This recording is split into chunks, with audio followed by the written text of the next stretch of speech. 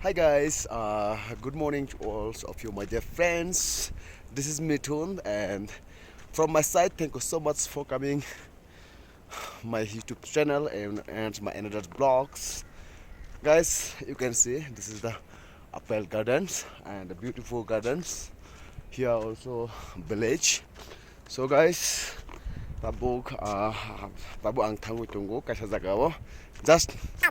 बोरथांग होता हूँ अब नोंग सेमनो सो अभी मैं कोई जगह में जा रहा हूँ ये रहा ठीक है गाइस आप देख सकते हैं मैं कहाँ में जा रहा हूँ आप समझ लिया होगा एक झरना है यहाँ पर हम वहाँ पर नहाने के लिए जा रहा हूँ तो आप देखते रहेगा बहुत मज़ेदार होगा बहुत बड़ा वाटरफॉल है और बहुत मज़ेदार जगह है हमने शैम्पू लिया हुआ है और साथ में मैंने शॉपकेस भी ले आया हुआ आपको मैं दिखा दूंगा ये रहा शॉपकेस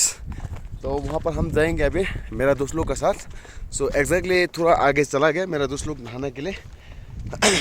मैं भी जा रहा हूँ मैं थोड़ा लेट हो गया क्योंकि वीडियो करने के लिए मैं तैयारी में था तो इसी कारण से